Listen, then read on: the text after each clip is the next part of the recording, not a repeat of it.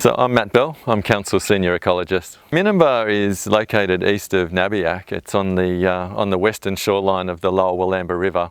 It's an extensive sandmass, an ancient sandmass that was laid down during geological history. It's very old, 80 to 260,000 years old. Because of the nature of it, it's quite a unique area biologically. It has plants and animal species in it that are quite restricted in range. It's early days now, so what we've been doing is monitoring.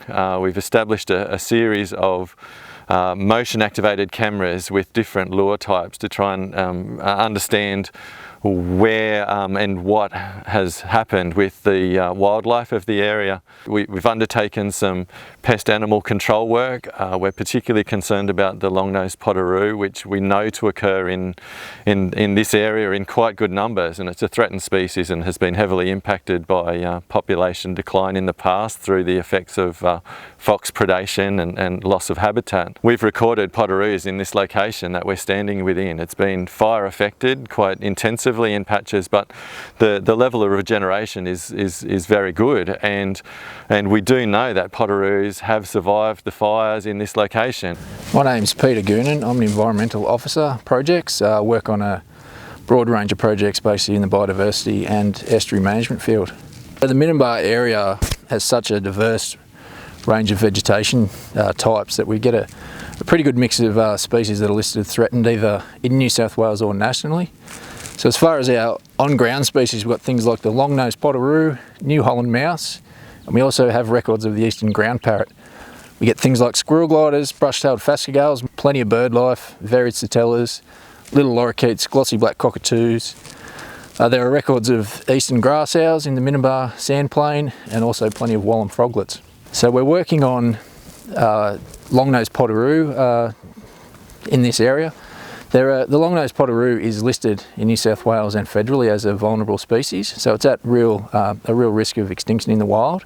They require a very thick ground layer, Potoroos. They forage on the ground, eating things like underground fungi, tubers, roots and small insects. They're very heavily impacted by fires, as in this landscape, high intensity fires really degrade their habitat. So it's really important that we can put in some on-ground management actions to address the risk to the species. Obviously this area has been pretty heavily impacted by bushfires. One of the main threats to the Long-nosed Potoroo, particularly after bushfire, is predation from things like foxes and feral cats. It's really, there's not much place for them to shelter once a fire comes through, and those animals are very opportunistic predators. So we undertake broad-scale fox control across these lands, a combination of trapping and baiting work. We've had some pretty good results in the past out in this type of landscape. The important thing is we let this vegetation naturally regenerate. That's the key. There's only so much we can do. There's not a lot of weeds on sites like this. It's in pretty good condition. So we'll let that native vegetation regenerate. In a rural setting, particularly for the Potoroo, it's really important that fire is managed. Unplanned fires, too severe fires, too frequent fires really destroy the ground layer and the vegetation. A lot of our ground dwelling mammals need that vegetation cover to avoid predators and to find food. It's really important that people manage that risk. If you have the opportunity, plant trees, protect remnant native vegetation on properties, undertake fox control where possible. Really important also that if you have cats, you keep them inside or in a cat enclosure, as they will come out, they will predate on many of our small animals in the bushland. They're some of the key things that people can do to help some of our threatened animals. So this area of Foster, particularly through Golden Ponds or Southern Parkway, is a bit of a stronghold for the vulnerable Squirrel Glider, which is a small gliding possum that live in hollow-bearing trees in these reserves. They live in the hollows. They make a nest-shaped bowl out of leaves where they raise their litter and they sleep during the daytime, come out at night time to feed. They're generally an indicator of very healthy forest, so it goes to show that some of our bushland reserves in Foster are actually in very good condition from a vegetation point of view. The fires obviously impacted that severely, loss of food resources, death of a lot of these hollow-bearing trees. Some of them have since fallen over and just completely been burnt out. They can persist, but there would obviously have been some direct mortality to the species in this area. Council's been lucky. We've had a 3-year project funded through the state government, through the Environmental Trust, to restore about 60 hectares of bushland reserves from Golden Ponds up through Zamia Place, Hesper Drive, Carlu Street reserves. So we've been using that money to tackle weeds, pest animals, foxes, cats. We've installed a lot of nesting boxes. So the reserve here at the Southern Parkway and Golden Ponds, we had about 35 nesting boxes, 4 squirrel gliders installed through this habitat.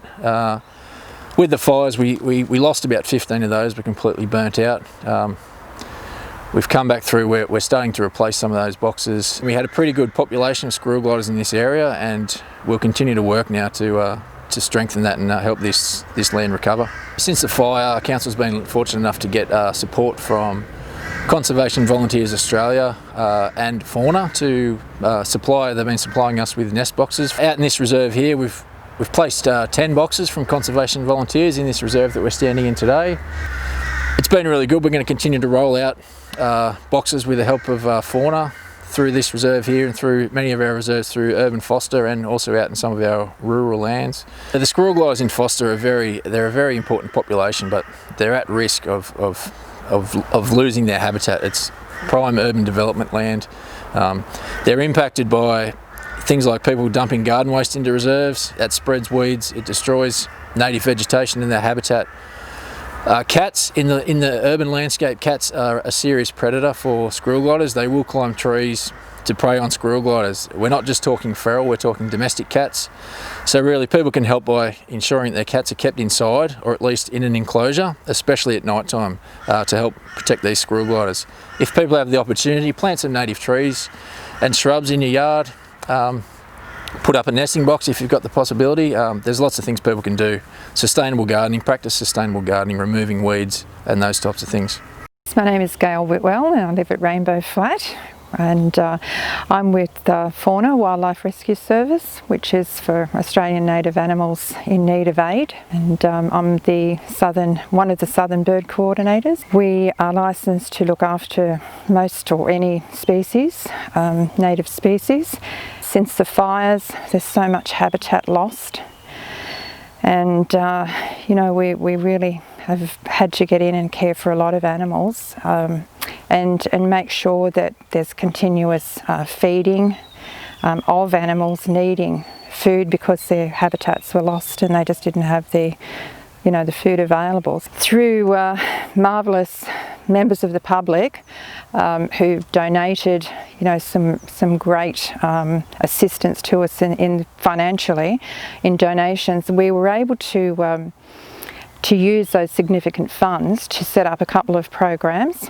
Now the first one was what we call Food for Wildlife. FAWNA was able to set up 30 collection points where bins were made available with pellets for the kangaroos and the macropods, and we had bins of food, wildlife food for the birds.